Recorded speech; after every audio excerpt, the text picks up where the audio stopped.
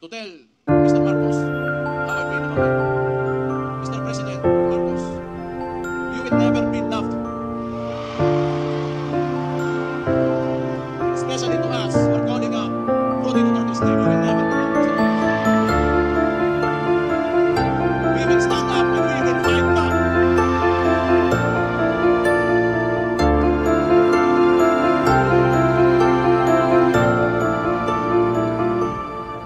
Kita mga taga-Davao, ikaw-ani na siya. Labi na ito mga tutugay na rin. Kunya, kanang nituog sa plataforma, politika sa pamahan. Kaya ilang bingkuha, kaning administrasyon ni Marcos, si Bongbong Marcos mismo, binigay niya sa ICC. Murag wala lang, ting ato na lang, murag walay nang himo, ang atong pinalagang amahan sa tutang bayan. Ibaw mo, di ko matingala yun, tinuod lang, di ko matingala. Anong ingani karon? Because Rudy Duterte stood up for every anang mga traditional politicians, di nila gusto nga kausaban ani nasukan niya. Una, adong ani Marcos kani mga uban na magagaw ng politiko. Di nila gusto nga naa ng Rudy Duterte diha kay mapulinyaso ang ilang mga tula sa gobyerno. Gusto wala na itong Bongbong Marcos. Besides, you're not being loved by the people. All you have is the government resources and your turn. Beyond that, you are nothing.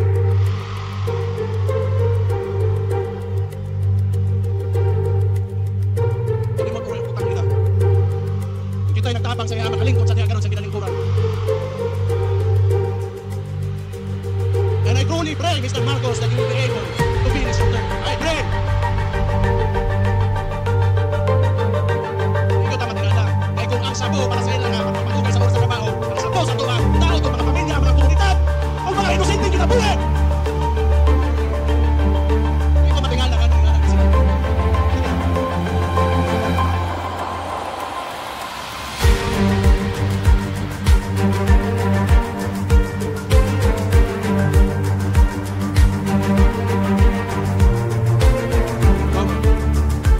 Rudy Duterte, naalis to sana sa ICC. Kay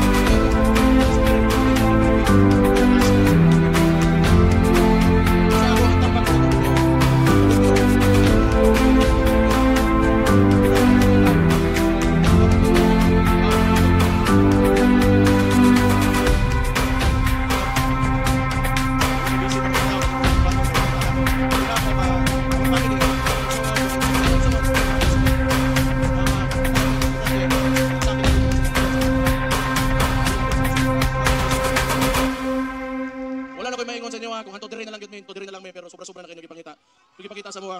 Salamat kayo. Pero samtang niya mata dire, di gyud ta maundang, ug di gyud ta mapindi, basta nagkahiusan ang tamang Dabawenyo. Mabuhay ang Davao City!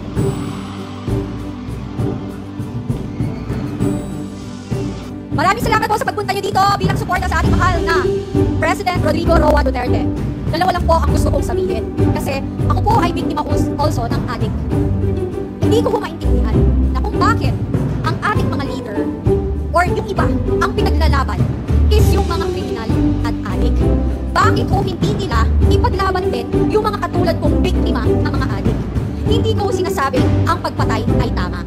Wala akong ganon. Pero sinasabi nila may due process dapat noong pinili na magkaroon daw ng sinasabi nilang EJK. Bakit po? Yung ubang 2 taon or 5 taon na naghahasa ng isang drug addict, nagkaroon din po ba ng due process? Hindi, di ba? Yung ordinaryong mamamayang Pilipino, estudyante, nag-graduate sa kolehiyo, pinatay ng addict, may due process. Wala niya. So kaya kayo dyan, kayo, na sinasabi nyo, you are after for human rights. Nakikilan niyo po. Kasi kung human rights, mas pinibigyan nyo ng pansin yung mga biktimang bata, kababaihan, at mga biktima na pinamatay ng mga drug addict at nasirang buhay ng mga drug pusher leaders. Hindi po ako kasi pag kayo, alam nyo, kapag kayo po ay biktima, hindi nyo alam saan nagagaling yung gamit. Kasi hindi ko maintindihan bakit mas pinibigyan ng pansin nila ang mga kriminal. Eto po yan. Kung naging addict po kayo, yung pamilya nyo, kamag-anak nyo, choice nila yan. Yung nagbenta sila ng droga, choice nila yan. Yung naging drug lords and drug leaders sila, choice din nila yan. Pero yung mga naging biktima ng mga yan, ng drug leaders, ng drug addicts, at drug pushers, hindi ho nila choice na maging biktima.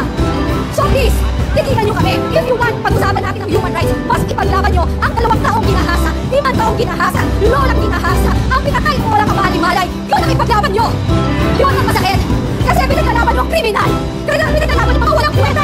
Not sorry. Kasi napaka-peke. This is not about human rights. This is a political assassination. Kasi kung kampante kayo at talagang confident kayo na ang liderato nyo ay nasa tama at okay, hindi kayo magigipit ng tao. Alam nyo, ang naaayon na mabuting leader ay hindi magkukos ng gulo. Ang leader na talagang ang malasakit sa mamamayang Pilipino ay hindi magbibigay ng pasakit. Yun lang po. Maraming salamat.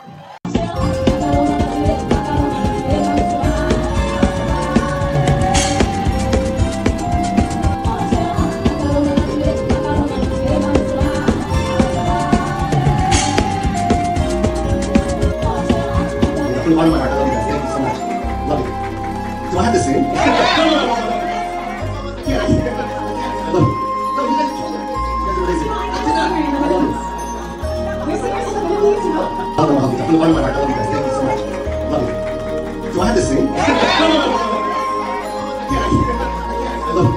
No, you guys are Hindi po natin ang mga Israel doon sa Pilipinas at iba't ibang lugar sa mundo. Salamat tayo na meron nagdadasal, marami ang nagdadasal, napakalaga. Pangalawa, nagpapakita ng suporta at nagpapakita ng suporta at nagpapahayag ng kanilang nararamdaman. Huwag namin kalimutan na ang problema ng bayan ay hindi ang mga Duterte. Correct.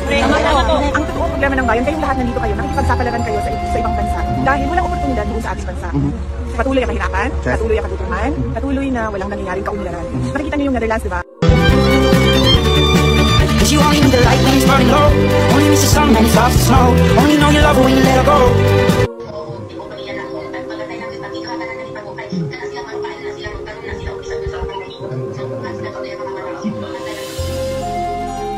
I'm Rodrigo Roa Duterte. That's my first middle name is Roa. The surname is Duterte.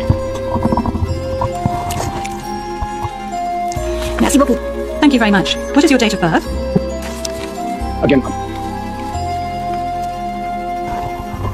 Can we request that the question be repeated? I don't think he heard it. Thank you. Repetition from the English booth. What is your date of birth? Yes, thank you very much, Council. I was asking quite simply of Mr. Duterte what his full names were, and then I subsequently asked him what his date of birth was and what his place of birth is. Is that all right, Council? yes, of course I do. My birth day is March 28, 1945. I was born in the province of Leyte in the Philippines. May karon sa Team Marcos o Team Duterte, kinsa Manila ang nakapa-us-us sa drugas dinhi sa atong nasod. Sa ilang gibuhat pa sa ilang performance, kinsa Manila. Ang atong suportahan, katong nakapa-us-us, dili tingali totally gyud nakawatan, katong naningkamot pagsulbad sa kaso sa drugas, ato tong suportahan. Ngano kayo makamusuportahan ning way gibuhat para sa drugas o baka naglisod? Katong nakabungkag sa drugas. Kay nakabungkag mo na sa atong relasyon ng drugas, butangi ang inyong pamilya o usa ka drugista. Ako naka-experience sa kuha na sa akong kaugalingong pamilya. Managhilang mi sa pago eh. Kaya di mo mapugnan ang usan nimo kamimbro nga drug addict, mangawat na, mulakaw na, dili makontrol ang utok. So kayo usa lang ka drugista sa imong pamilya, bungkago ng inyong unity. Oh. Unya, kung doon na tayo mga maglingkod sa gobyerno nga dili mo mungkag ng drugas syndicate, unsa man niya dangatan nato. Wa na tayo unity, insure wa na gugma. Ano bang malibo sa inyo natin? Kung malungkot tayong lahat sa nangyari, no? Alam nyo, kwento ko lang po sa inyo ang muling balita ko kay Tatay Digong. Matagal kaming kasama. Alam nyo, higit pa sa tatay ang turing ko sa kanya. 1998, una po akong naibigan sa kanya. Hanggang 2022, kaya sinataka ko pinasamahan niya sa huling araw sa kanyang termino, sumama ko ako ang kapatid sa kanya. Yung pwede ang naibigan ko. Alam ko yung hirap na niya, halos hindi na nakaka. Makasuot niya just sino yung pinigyan sa kanya?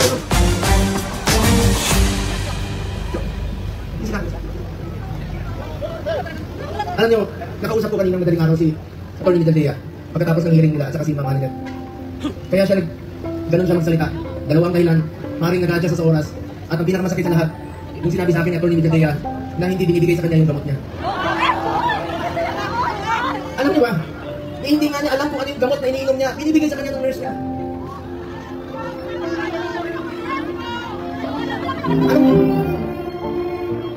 Anong gusto nilang gawin kay Tatay Digong? Kung kaya nilang ipadala si Tatay Digong doon, gawan nilang paraan, paano siya ibalik dito?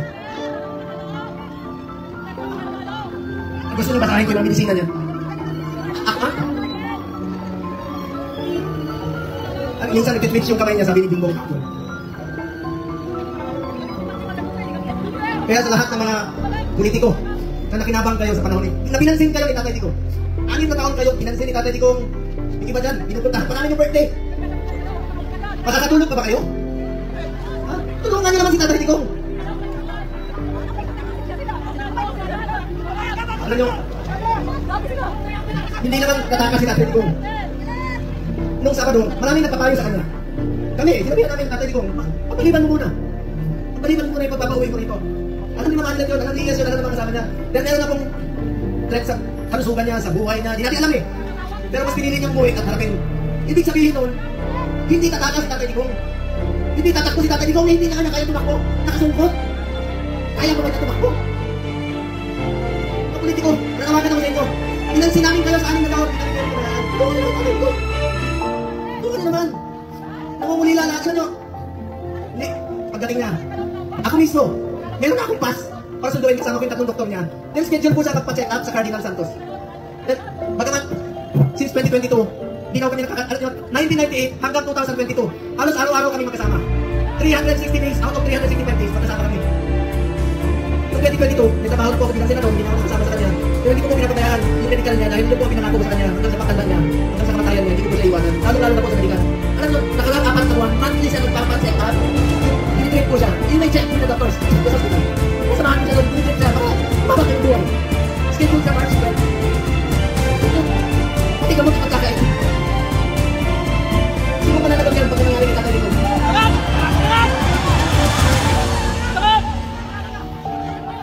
February, umpisa ng December. Siya sa Cardinal, sinamahan ko siya. Sinamahan ko si Ma'am Annette. Enero, bumalik ulit kami. Pebrero, bumalik ulit kami. March 12 ko siya schedule ulit. Para sa pagpapagamot niya. Pinagkait nila. Pati gamot. Ayaw bigay sa kanya. Alam niyo, wala siyang sinelas. Pati sinelas. Pati sinelas niya, wala. Nakapaa. Muli namin mag-uusap na sa siya. Sabi ni Atty. Medaldea, nakapaa siya. Hindi na lang, may nasuot ng kanyang suot kahapon. Hindi na, ang lamig doon. Alam mo, salamat sa piloto niya. Isang pilot doon. Binigay na yung kalo niya kay Tatay Digong. Alam niya, binaba siya sa stretcher, mag-isa siya. Hindi alam ni Atty. Medaldea, saan siya tinula. Alam ko na uli na kayo, nakausap ko si Kitty kahapon. Alam niyo, pinito ko kay Kitty. Sa murang edad na 20, dapat hindi siya kasama sa politika. Dapat mag-aaral siya ngayon. Pero sinama niya sa yung politika. Tinawagan niya kahapon, sabi niya, ninong niya ako eh. Sabi niya, hindi ko mapigilan, umiyak ko, type umiyak ka na. Usap siya. Sabi niya sa akin, ninong, ikaw naman ang tatay ko. Wala na akong tatay. Sa murang edad. Pero matapang si Kitty ha. Sobrang kapang ni Kitty. Sabi niya, ninong, be strong, be straightforward. Ito yung panahon na magkaisa ang Pilipino. Magkaisa tayo para kay Tatay Digong. Nakikiusap po ako, maminahon po tayo. Huwag po tayo gumawa ng bagay na ibabalik sa atin. Mga Pilipino, magkaisa po tayo para kay Tatay Digong. Importante muna ang kalusugan, kaligtasan at kalayaan ni Tatay Digong. Alam ko mga politiko, nakikinig kayo. Konsensya naman kayo. 6 na taon kayong pinahal ni Tatay Digong. Pinansin kayo, minahal kayo, pinagbingkulan kayo. Sana naman huwag nyo naman kayaan. Kasabi ko nga, makatulog ko na kayo. Hindi ka sa Tatay Digong kayo doon. Isipin nyo si Jeffrey. 6 na buwan. 6 na buwan. Kakayanin kayo ni Tatay Digong. 6 na buwan. Mag-aantay na. Ikaw tayo nga, maalala ko ng presidente dyan. Marami kami pinauwi na OFW. Sa totoo lang, hindi ako mismo. Okay, meron isa dyan. Kasi tindahan ko na hindi naman yung Tatay Digong ng paraan simula sa King, Saudi. Wala kami ng mga kaibigan na tumulong sa blood money para makalaya. So, ibig sabihin, Pilipino yan, gusto natin makabalik dito, gagawin natin ang lahat ng paraan. Ito, bakit baliktad? Bakit tayo pumayag?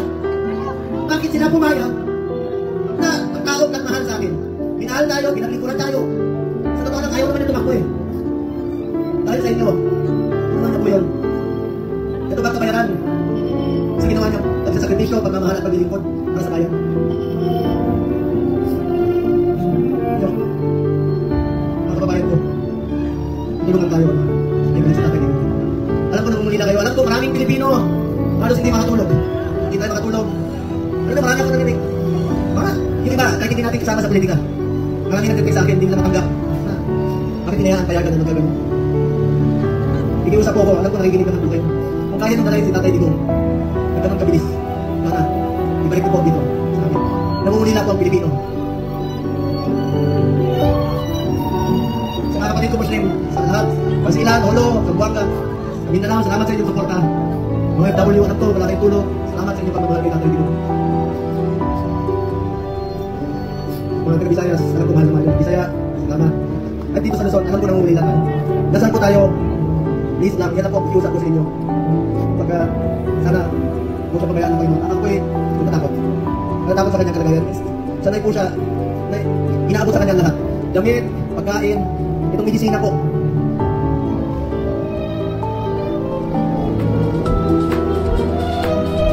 Ito, alam niyo ako nagpapadala ng medisina sa bahay niya. Recording ko yan.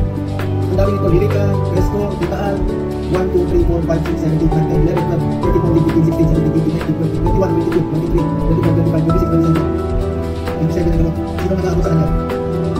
Meron siyang totoo yung meron siyang oxygen concentrator. Dahil sa burger disease na 8 years old, pukulong sa Banyaga.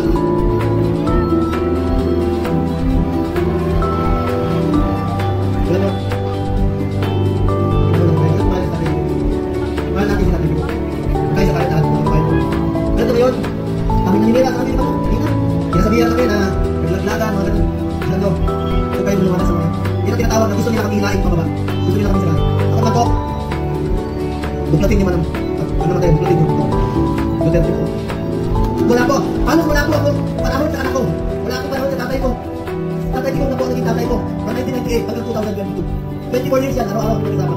At sinabi ko sa kanya, Tatay Digong, sa mga kamatayan mo, hindi kita kapabayaan. Lalo na sa medical mo. Ngayon, sino na po mag-aabot ang ministrita niya? Sa mga nagpakulong sa kanya. Makonsensya kayo. Makatulog pa ba kayo? Para nyo kaming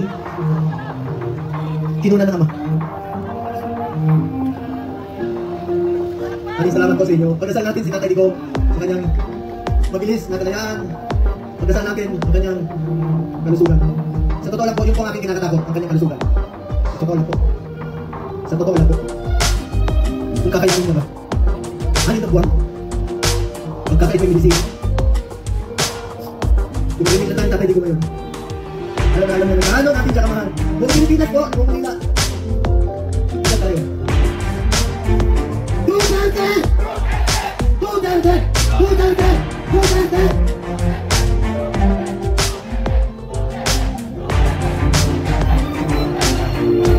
Sa mga kasamahan ko kandidato, magkaisa tayo, tulungan natin Tatay Digong. Ang kapanalunan ninyo ay kapanalunan ng bawat Pilipino. At kapanalunan ng kalayaan ni Tatay Digong. Ito pong kanta ito, since 1998. Ito ang paborito niyang kanta.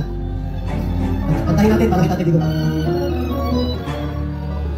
Isa po po itong spiritual song na naglalarawan sa tiwala ng ating Tatay Digong na Panginoon. Lahat po ito destiny. Sabi niya noon sa akin, destiny niya po ito. Destiny niya maging presidente. Alam niyo, pinadala yung video sa amin. Paglapat niya sa hig.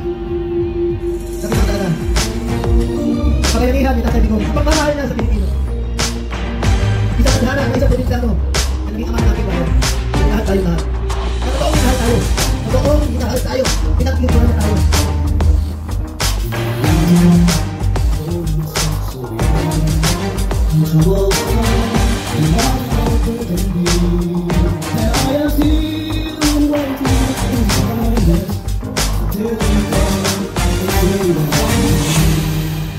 You raise me up so I can stand my mountain. You raise me up to walk on stormy seas. I am strong when I am on the shore. You raise me up to more than I can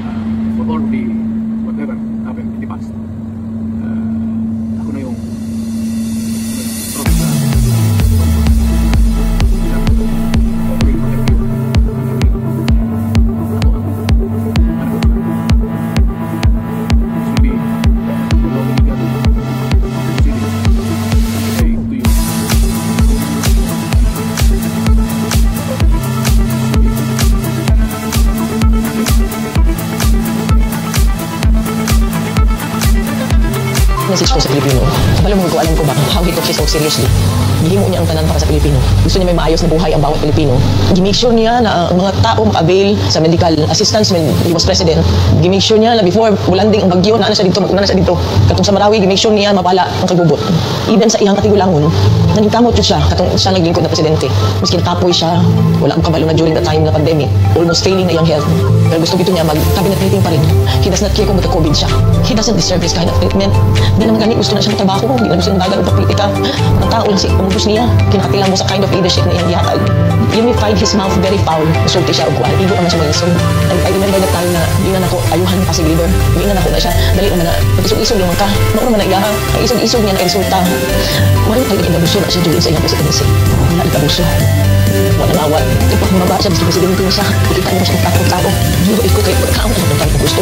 Hindi niya siya materialistic na siya kung nakasya yung tao, wala na siya kung sa iyang gusto. Daan.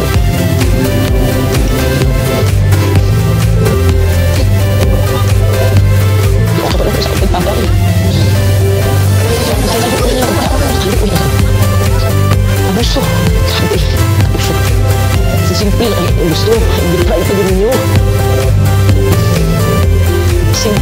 squad.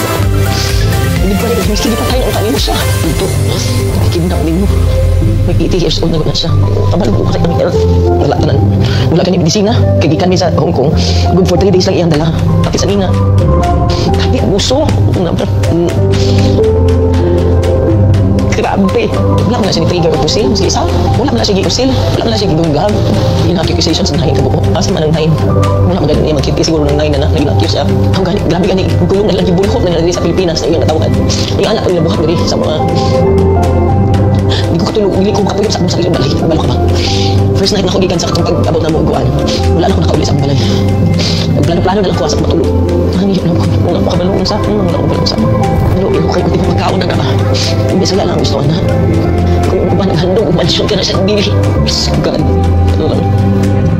Maghangyo ako sa inyo. Di tamundang ka tabi sa mabalik. Ayaw di magundang. Di tamundang. Please continue to pray for him.